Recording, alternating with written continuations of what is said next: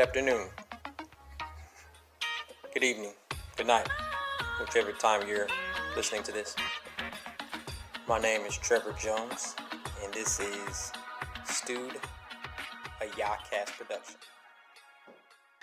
Hey everybody. Hello.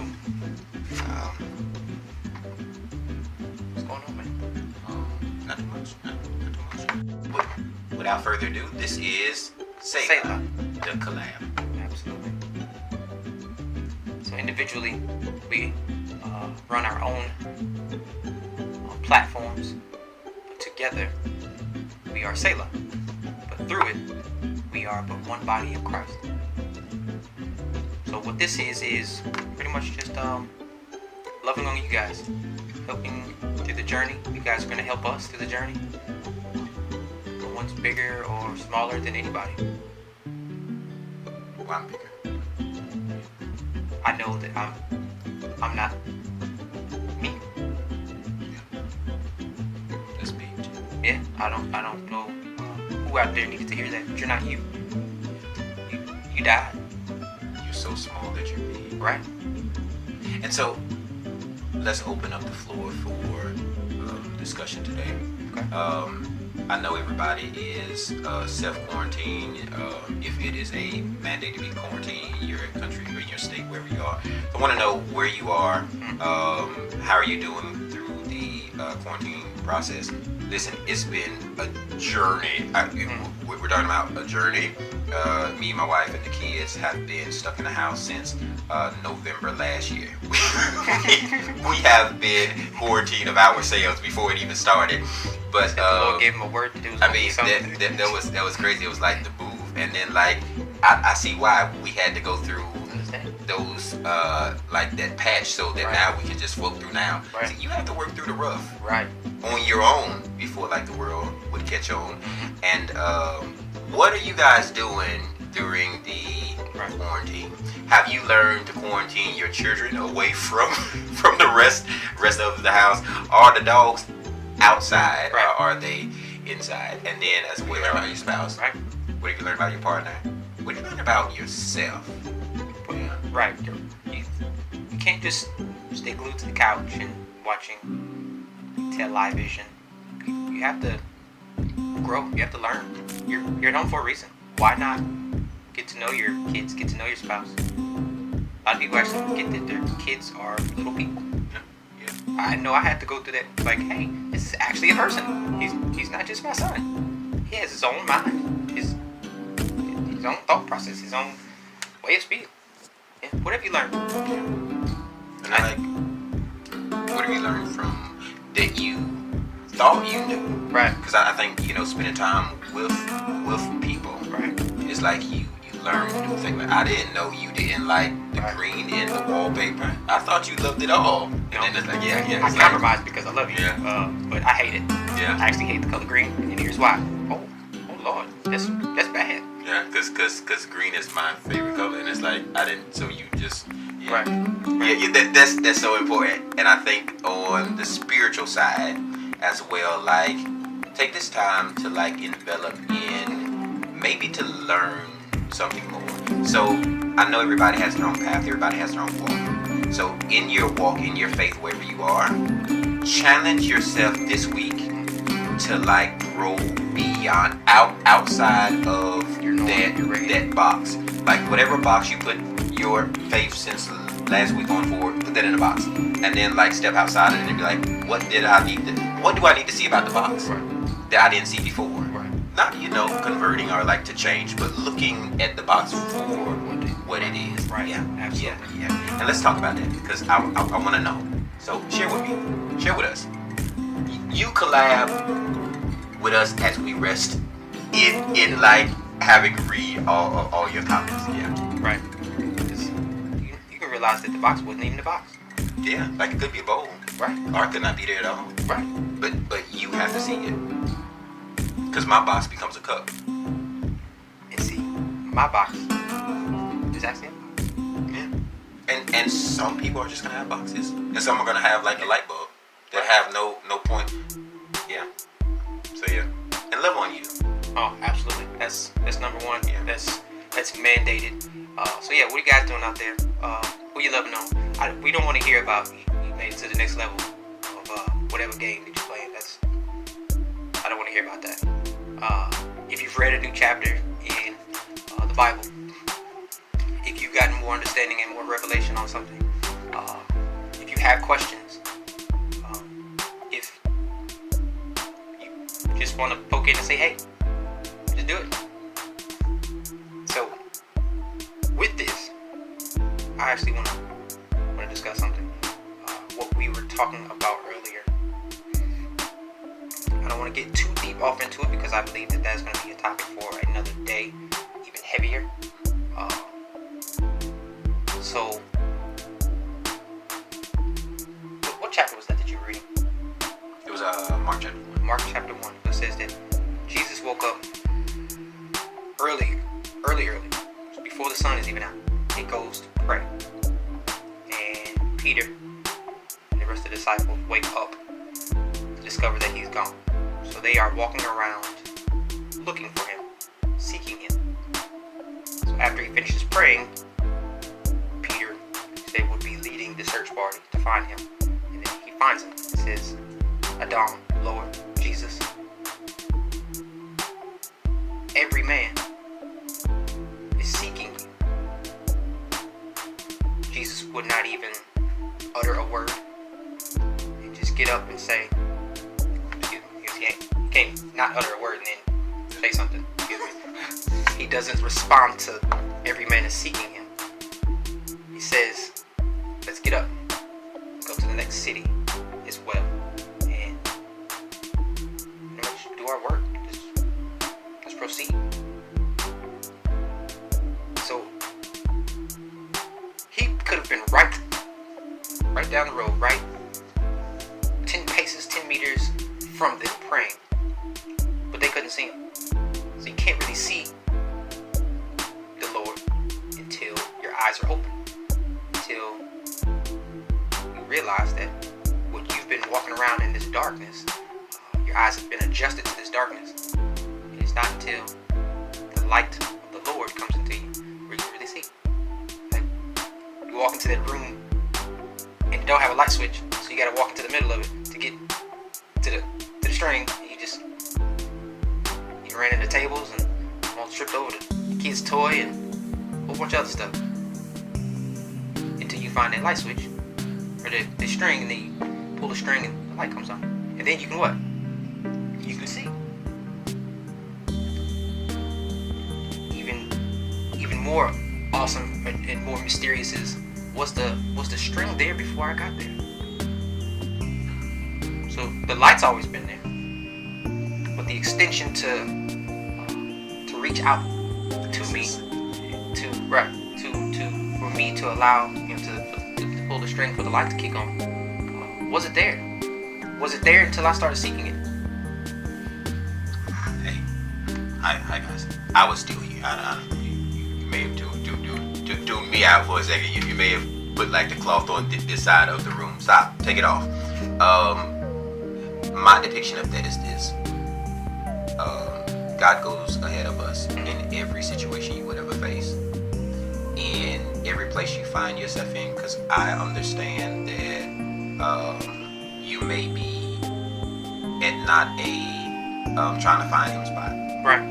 You may be at a God, I'm trying to rest spot. You may be at a I'm trying to find my own house spot.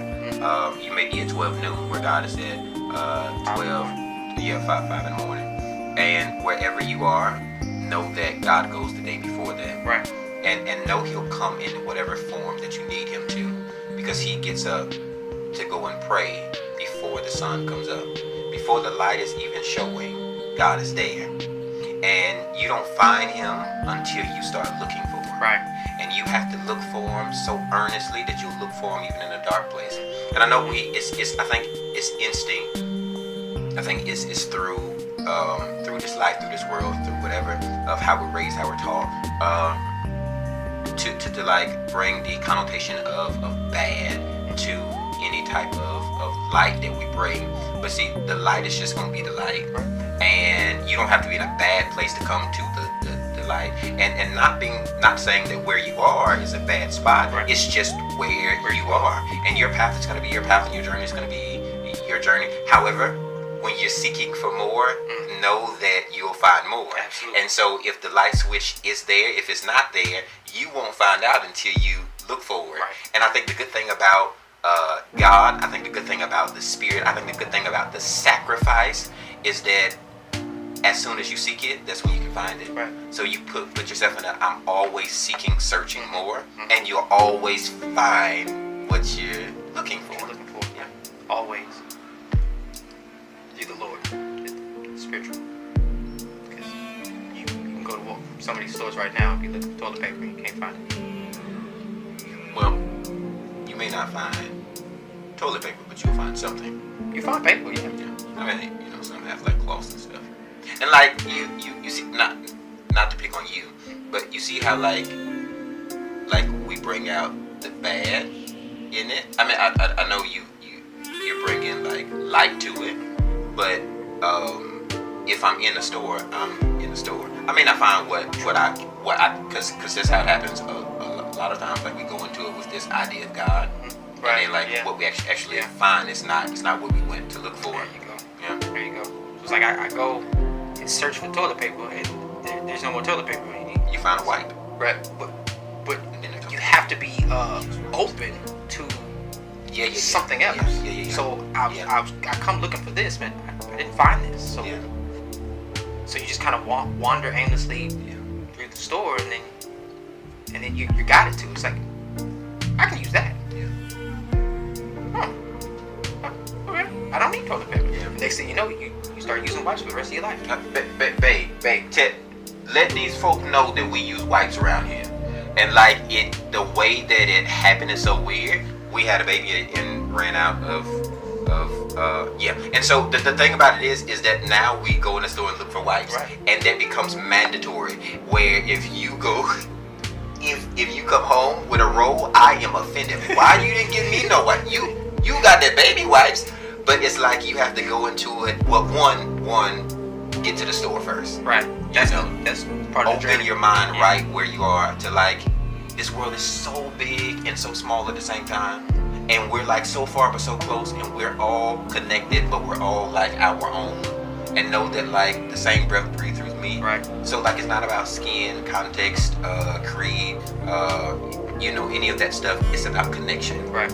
And if you want to connect, then first start, wherever you started. But then if it's outward, go inward. If it's inward, go outward. So get to the store first. And then when you get there, like envelop in the store.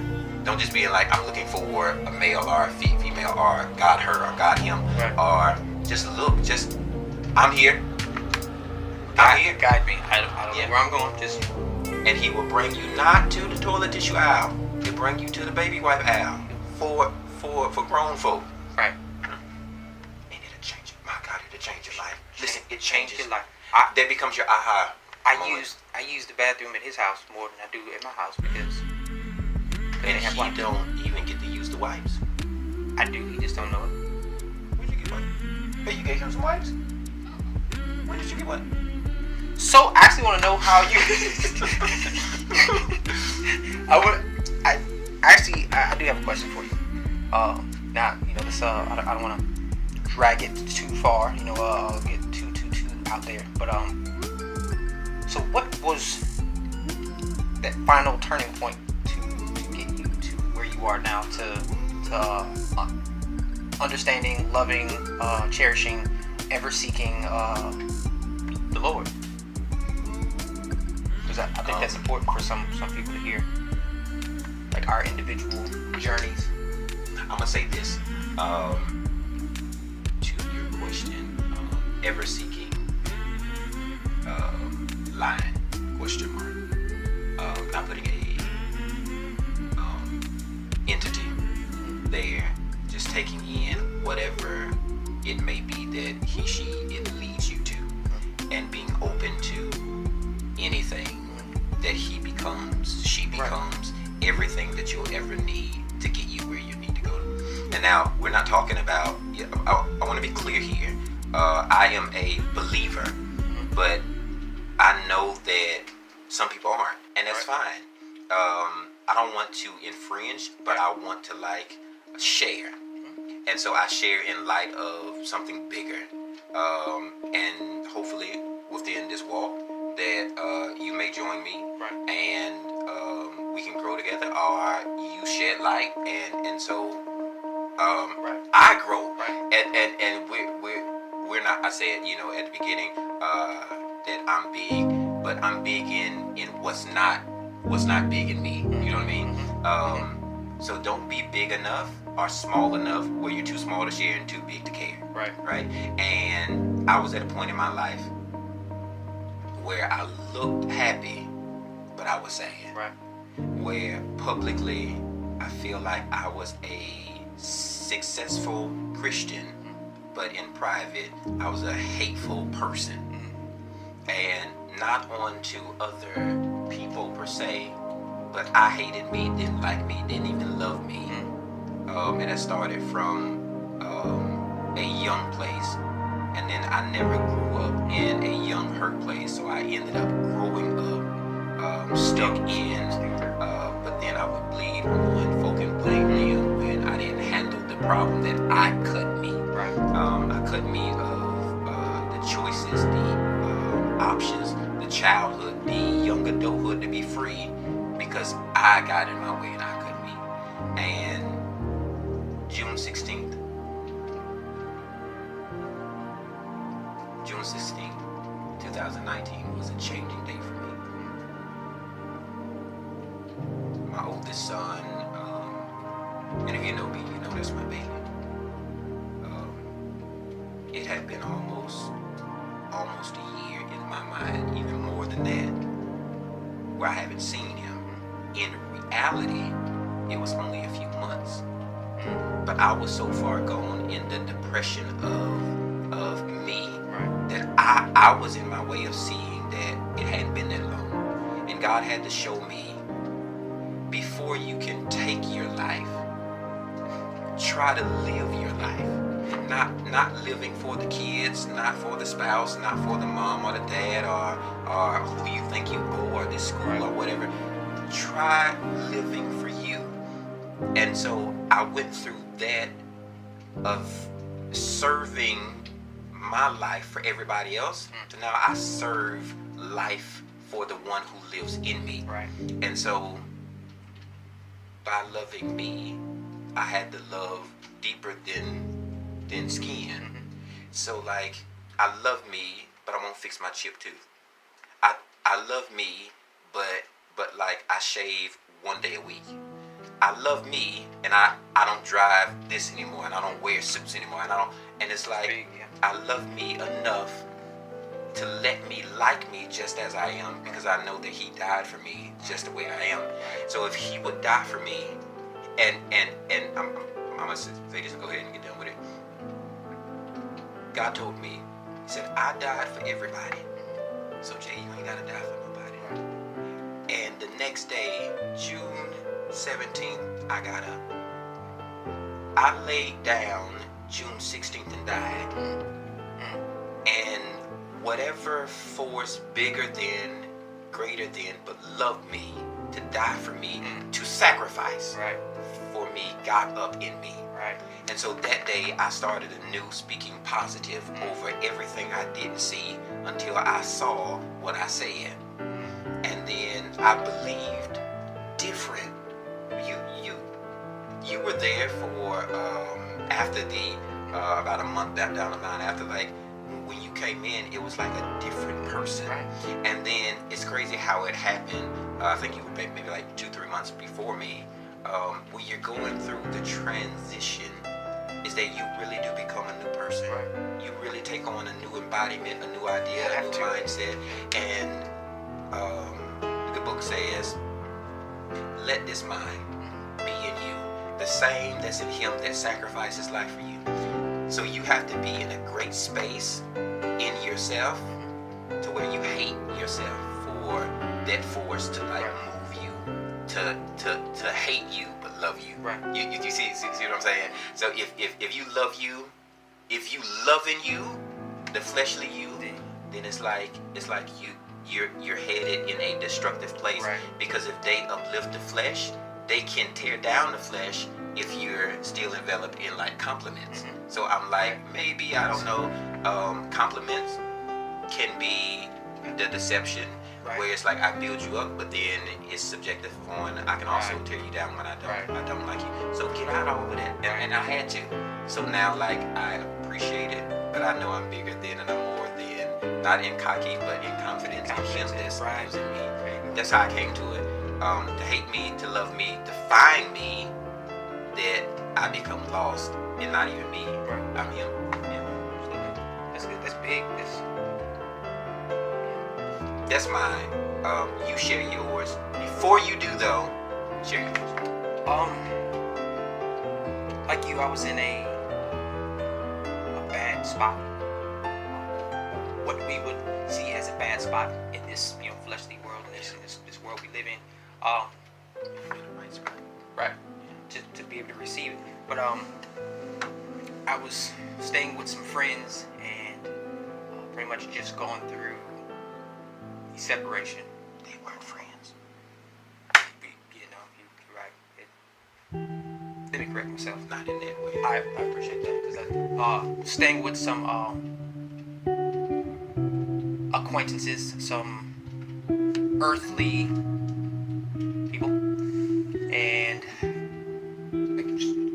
just going through my separation with my wife, and I was at a low spot, and all I know is that there was no TV, which I love TV. I just had my phone, and it was one of those situations where it's like nothing on Netflix is catching my eyes. Like you get finished, and I apologize, but I'm gonna be real.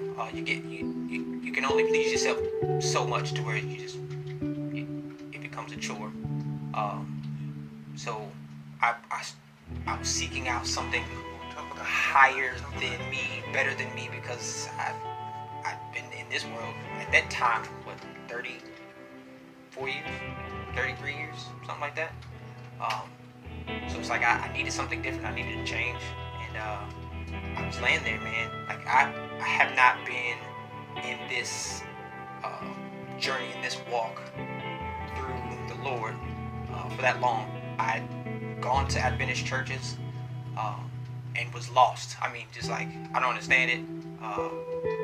These people are talking gibberish. The only thing I did understand was the Sabbath. I would ask people, what does Adventism mean?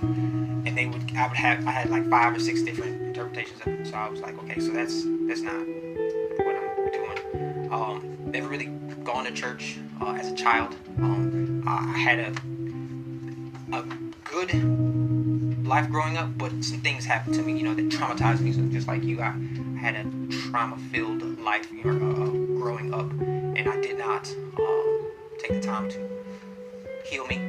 But how can you heal yourself when you're a child? You don't know any better. That's what the so-called adults are there for, to help guide you in the right direction. But if they've never been guided in the right direction, so you can't sit there and blame them for the thing that you don't know, because they don't know.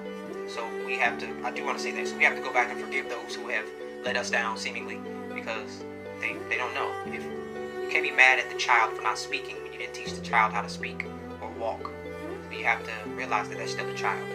Just because they're 50 or 70 doesn't mean that they're still not a child. Moving on. So I'm hurt. I'm down. I'm out. And one day I was just laying down and wasn't asleep, wasn't awake. I distinctively remember hearing the Lord's word. The Lord, He spoke to me and He said, "Are you done?" I said, I don't know what you're talking about. He said, "Are you done?" I said, "No. I want to live in this world. I don't even know what you're asking." And he said, "Oh, you done?" And he slapped me. And that was the awakening that I needed. And he did not automatically guide me to the Bible. When he asked if I was done, meaning, was I done living for myself? Was I done living in this world? Was I done being hurt? Was I done, what was it saying? You're sick and tired of being sick and tired? Yeah. I was there. I'd already tried committing suicide. I used to be a burner. I was never a cutter. I used to be a burner. You know, it's like I was sick and tired of being sick and tired. I was tired. I was done. I was fed up. I did not want to continue. It's like, but I didn't want to necessarily die. So it's like, what they say, stuck in between a rock and a hard place. Realizing that you're not stuck. So I say that he came to me and he said, "Are you done?" Are you ready to come home? Are you ready to learn? Are you ready to grow? Are you ready to be something else? It's not of this world. So when I said no, like I said, he slapped me. What I mean by that is he allowed me to stay in a bad spot just so I could learn from that.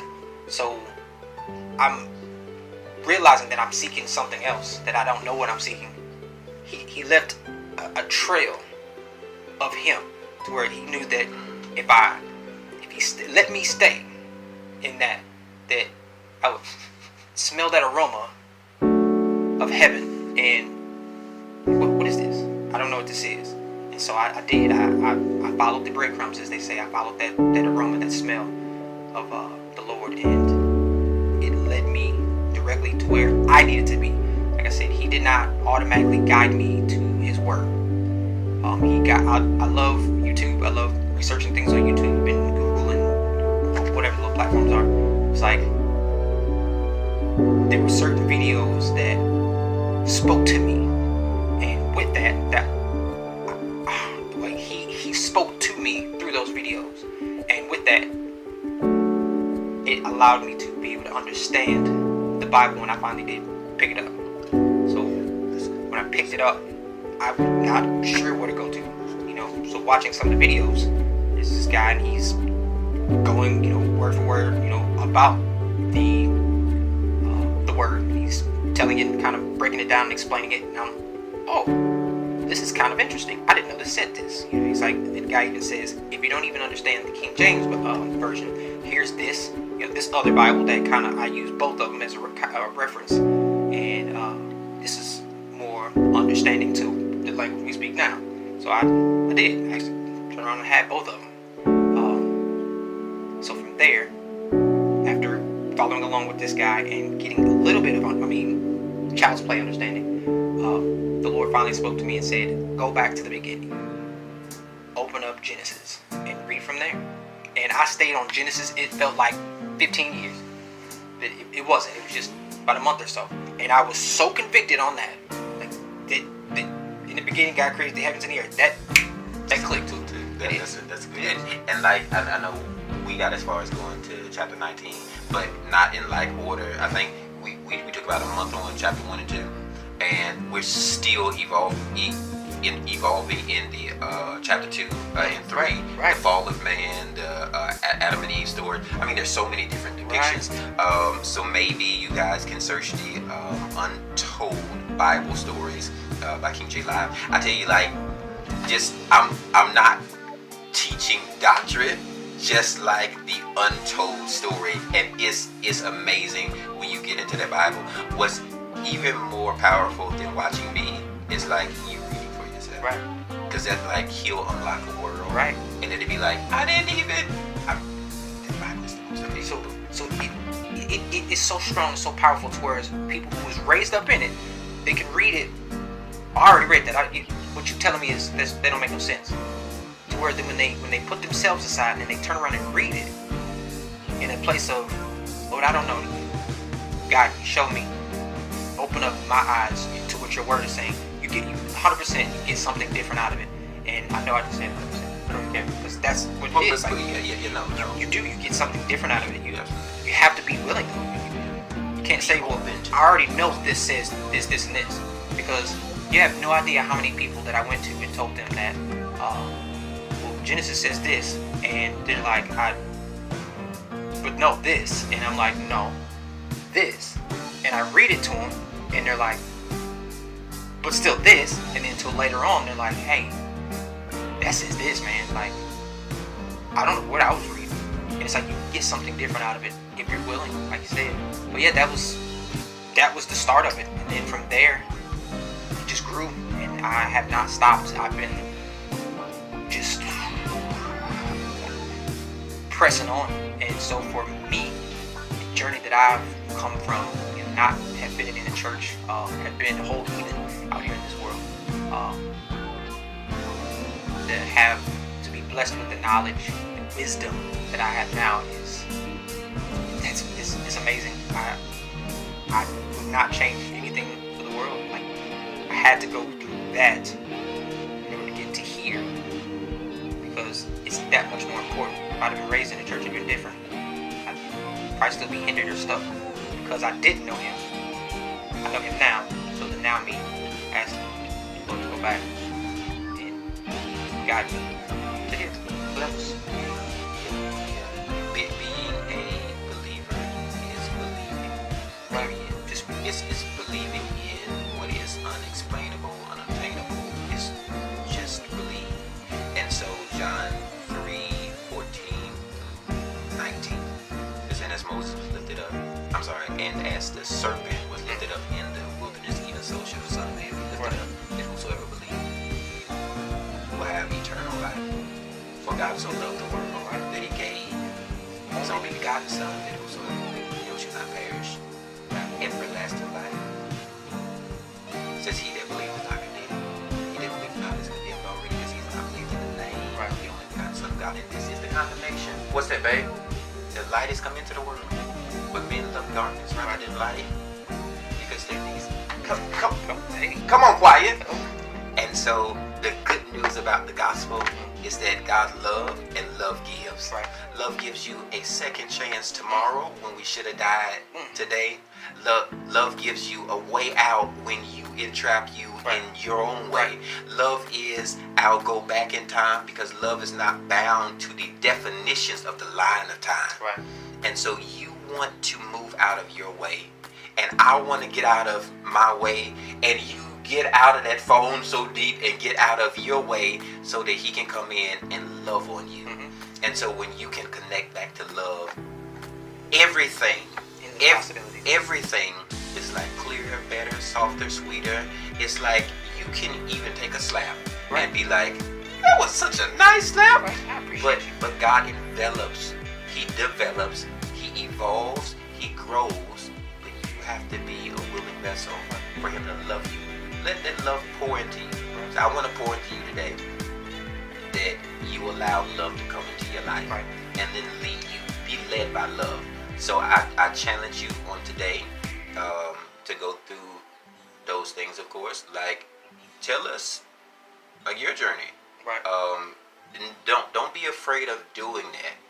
Do that. So it's like, It's important. you never know. Do you know there's like stuff from last year that I'm seeing like reposted now? Maybe like one or two. I'm not like big or anything, but like it changed somebody. It helped somebody, and that's all it is. If you can help one, then you've done it, and there becomes enough that all of heaven, all of like the spiritual rejoices, and is happy that, you know what, somebody converted over, somebody saw the light, somebody changed. And if you only change for your family, change. If you only change for you, change. If you only change to be the better, the best, the greatest you for tomorrow you can be, I tell you, that's enough to change for. And then God will use that. He'll start there. He'll be like, and so you said, very last thing I'm saying, I promise you, I'm done. I'm going. You said you had to come to a place that is tired, sick and tired of being sick and tired. You have to really come to a place where, like, just like he said, where I'm tired of you. Where there's only so much self-pleasing I can do until pleasing you is not even what you want to do anymore. And so I hate pleasing me, but I don't want to die to me. So God, what do? And so many people out there in this stuck place where you've been in the world so long, where like rap don't do it no more, R&B don't do it no more, the boyfriend don't do it no more. And before you give up on you, give God a try. And I promise you, if you look for him, he'll show up. He will absolutely show. So if you don't know him, I invite you to get to know him. Not in my way. It don't matter. You don't have to go to church. You gotta. You don't have to go to a priest. You ain't gotta call no hotline. Just be like, out of your mouth, God, I need you. I want a relationship with you. I was actually going to touch on that. Don't think that just because you have a bunch of people who are going to a building, church, that that's how you have to find them. That's not, because I didn't find them when I was going to church, and I'm not speaking bad about the Adventist culture. I kind of went backwards going to some of these churches because I'm looking at the pastor, I'm looking at the congregation and how everybody's dressed and how they're telling me that I should be living and all this different stuff, and I got discouraged because I'm not there. I didn't have a college degree. I didn't, speak like this, and I didn't know what the word said, and people are just, in so many words, shunning me. So it's like I reverted. I went backwards than where I should have been. But the Lord had me go backwards so I can do that 180 to come back to Him. So you don't have to start in church. You start at home with you, and you tell Him out of your mouth, like you said, Lord, I need you. I want to seek you. I want to have a relationship with you. You do that for you, first and foremost. You do that to seek out the love of Him. To love Him, you love yourself, and you love others. That creates an L. And that's what love starts with, is an L. So, say this and then we can end. But those weapons of mass destruction, as they say, are formed. They may hurt you. They may bruise you. They may cut you. They may even make you bleed. But they're not. They won't kill you. They're forever be a testimony for the journey that the Lord has allowed you to go through. The higher power, whatever it is that you want to call Him, it, her. Like, we all have to go through something in order to truly understand the Lord, the higher power. Because there's no easy way to the Lord. It's the road, the gate is narrow. Straight is the path to destruction. And there's a way that seems right to me. Right, but would lead to. And so whatever way that seems right to us offhand, I think through sin is going to be the wrong way. So always envelop in I'm ever growing, ever in the abiding grace of God, that He allows for mistakes and flaws, so that along on the journey we'll find the way.